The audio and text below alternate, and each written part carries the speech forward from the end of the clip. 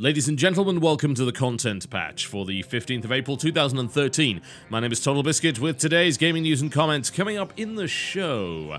Dark Souls 2's lead platform is PC, according to translated interview. Layoffs hit EA without specific information as to what. Video content from the XCOM FPS that's been sitting in limbo for the longest time has now mysteriously disappeared from YouTube. Batman Arkham Origins will run on the Bluepoint engine. We'll be talking about 3D to 2.5D a little bit later on in the show. And Rockstar releases playlists for all GTA radio stations on Spotify and iTunes. Make sure to listen to the end of the show, where we'll be introducing a new feature, which will be coming with every episode of Content Patch from here on in. I think you might like it. According to an interview on the French site GameCult.com, the PC version of Dark Souls will be treated as the base from which the console adaptations come from. There is also the claim that this game will run at 60 frames per second on a good PC, with adjustments made to console and the frame rate divided in two, down to 30 frames per second as was expected on 360 and PlayStation 3.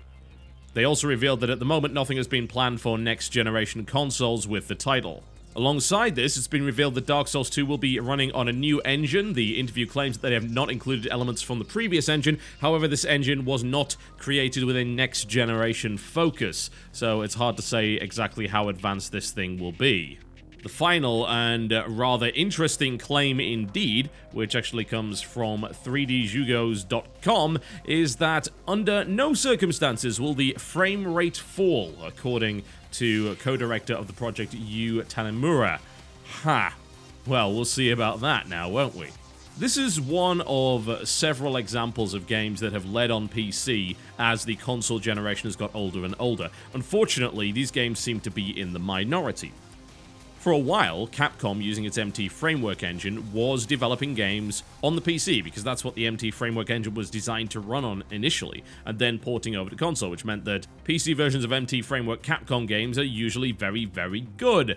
There are some examples, I can throw them out for you right now. The Resident Evil games were pretty good ports for the most part. The Street Fighter games are exceptionally good ports, if you ignore the fact that Games for Windows Live is a horrible piece of crap.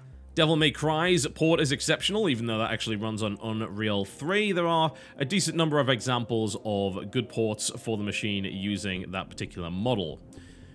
What really confuses me is why we don't have more games doing that. It seems like the larger the gap becomes between the static current generation consoles and the PC technology, the harder it would be to actually port a game to PC and have it run properly and actually have the thing look decent in comparison. It seems like it would make sense to develop for the most powerful thing and then downscale for the rest of it, even if the most powerful machine is kind of in third place in terms of the number of sales.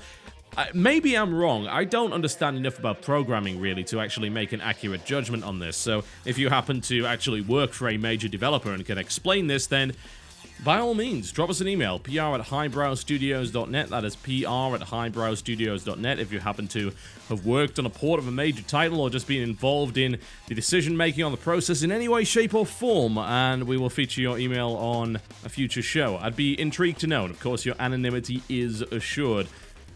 One way or the other, however the industry works, I'm pretty damn happy that it happens to be working this way this time around. The fact of the matter is that everyone should accept Dark Souls was a bad port. It was one of the worst in recent memory.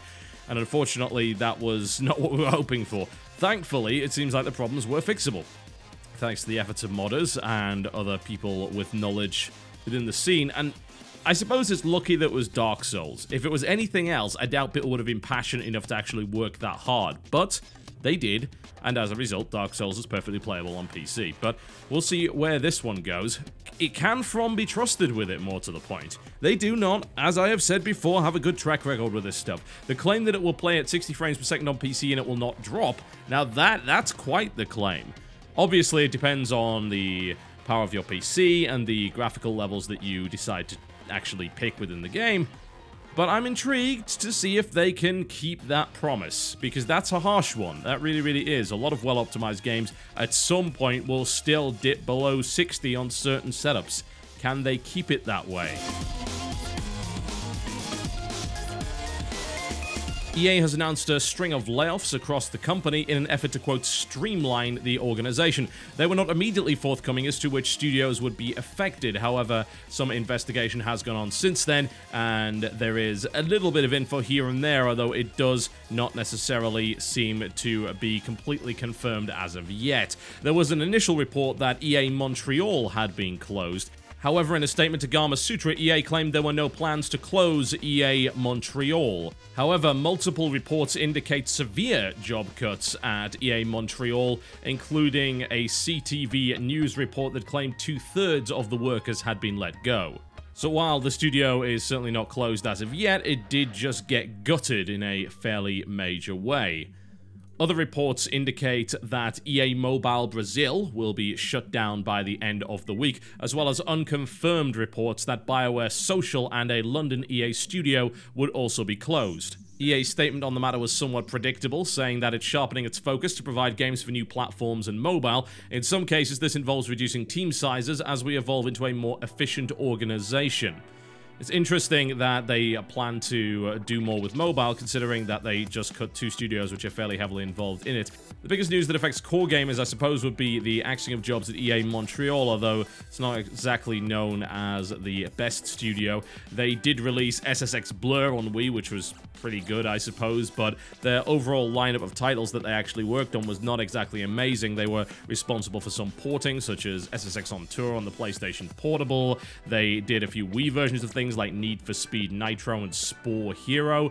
They were also responsible in cooperation with Visceral Games for Army of Two: The Devil's Cartel, as well as the 40th Day. However, it's never good news to hear that development houses are losing jobs. There are also reports that there are large amounts of job cuts at the Galway Customer Service Centre in Ireland. That was a big surprise to me, considering that I had no idea that EA actually had any support outside of India. But regardless, it is obviously a pretty big hit for the job market over in Ireland. That customer service centre was expected to create and maintain 300 jobs. Well, I suppose this is inevitable. EA has been hit by losses across the board. Their CEO has resigned. They're looking for another one, and they really need to think about their business strategy. The last thing we should be doing, however, is laughing at the misfortunes of EA, because this is not the misfortunes of EA that we're worrying about. The people responsible for these misfortunes are still getting their annual bonus checks. The people who are getting hit by this are the actual developers themselves, and under no circumstances should we be attacking them. That's just petty and ridiculous. Something mysterious and unknown is afoot with XCOM. Now, I'm not talking about XCOM Enemy Unknown, which is, of course, the Firaxis title released last year. No. I'm talking about the XCOM shooter, something which was announced a number of years back, actually in 2010, being developed by 2K Marin, and we've heard basically nothing about it since, which is very strange indeed. The game's official website has gone offline. Also, in a rather mysterious move, the videos for the game on the official 2K YouTube channel have also mysteriously disappeared. Some odd stuff going on there.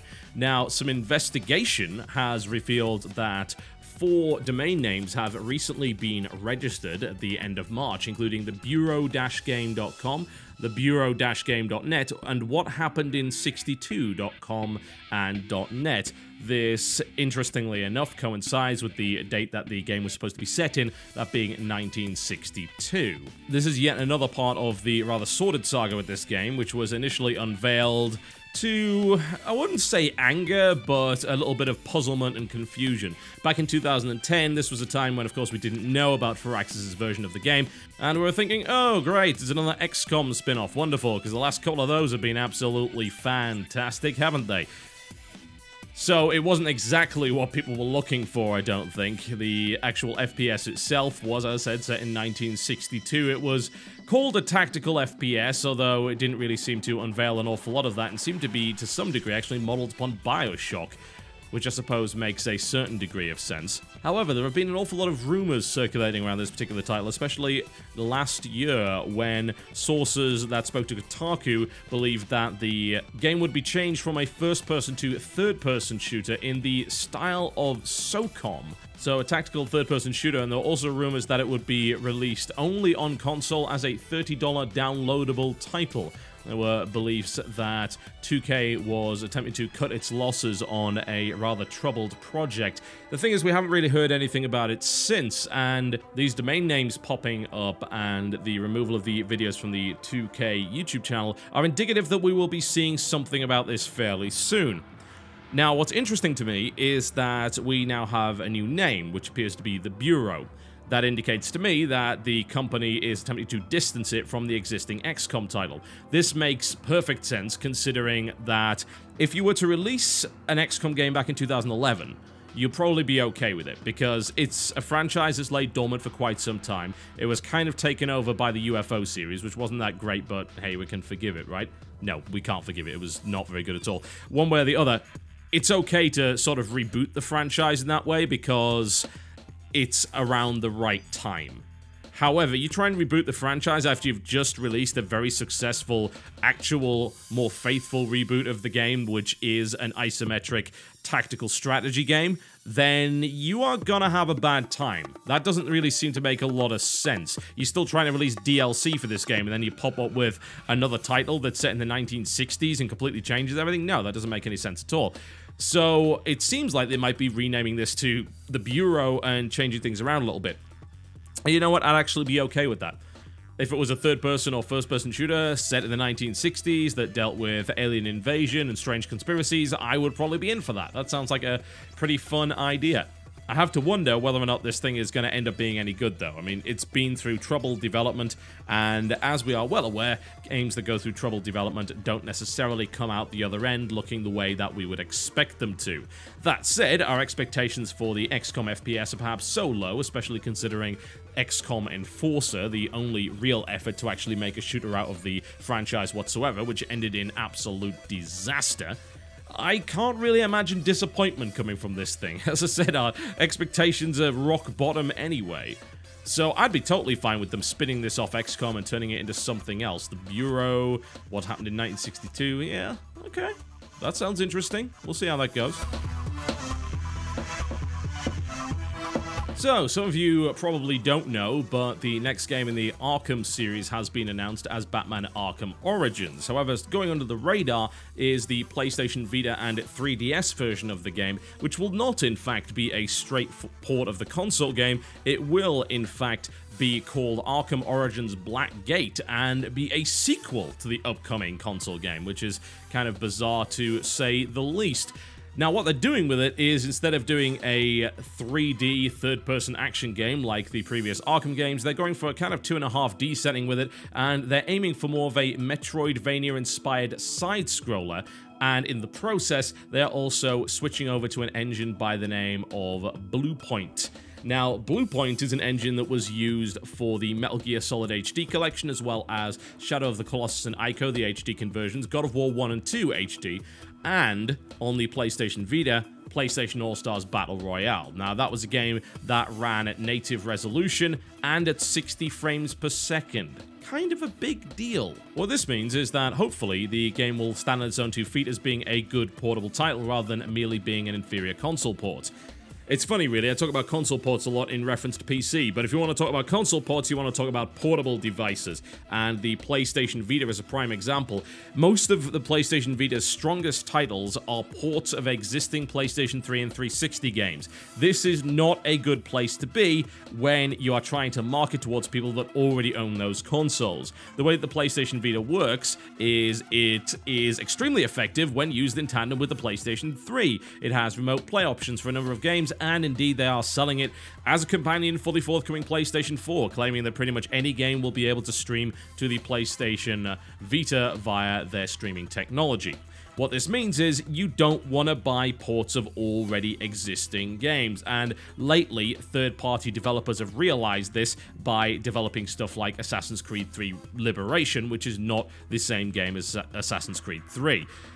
This would hardly be the first time that this has happened. This has been going on for quite a long time, especially considering that the disparity between power when it comes to portable machines and actual home consoles has often been wide. In fact, I would say that this generation is the closest we've seen it yet. The PlayStation Vita is entirely capable of playing stuff like Mortal Kombat, Ultimate Marvel vs. Capcom, as well as stuff like PlayStation All-Stars Battle Royale and Sly Cooper Thieves in Time.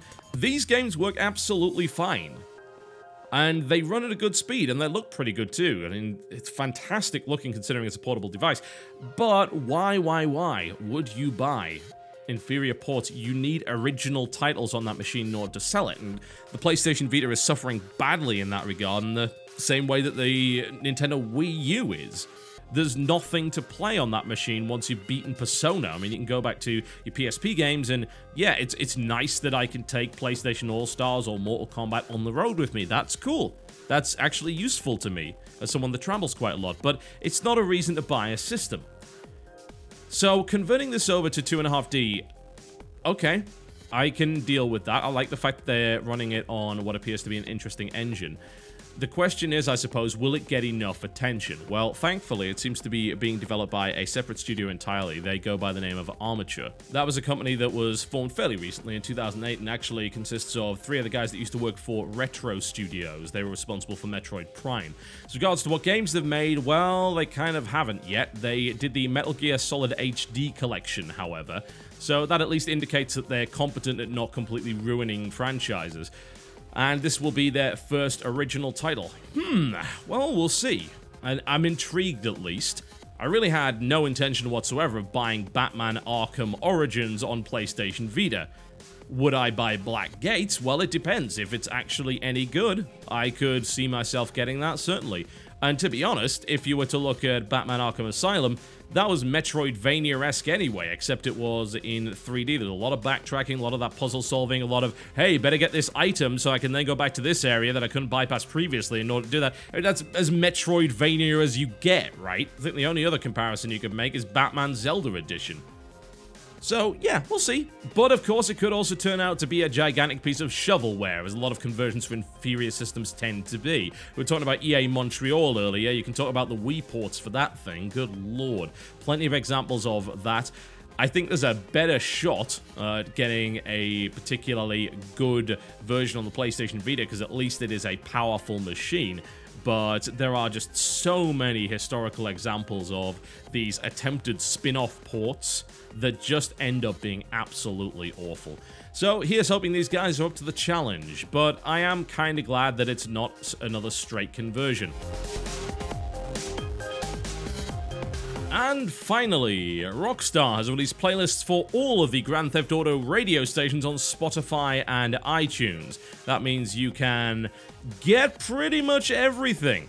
Going all the way to Chinatown Wars, the list of games that they've made available include Grand Theft Auto 4 as well as its expansion, San Andreas, Vice City, Grand Theft Auto 3, Liberty City Stories, Vice City Stories, and GTA Chinatown Wars, which may very well be something that a lot of you missed out on since that game was not made available on anything that wasn't portable. Now, it's a shame because Chinatown Wars, in my opinion, was one of the better ones. I think it was fantastic. It's mostly because it was done in the old school fashion of an isometric perspective instead of the three-dimensional play of the recent titles. But yeah, it's good, pretty good. Anyway, yeah, they released a lot of stuff here, and you can go and check it all out over on Spotify or on iTunes. iTunes will allow you to buy it if you so desire, which I do not desire. Spotify will allow you to listen to it for free. I cannot imagine which one I will choose. One way or the other, I certainly hope that they didn't forget to put all of the really fantastic talk radio up there, but looking at it, they actually very well might have.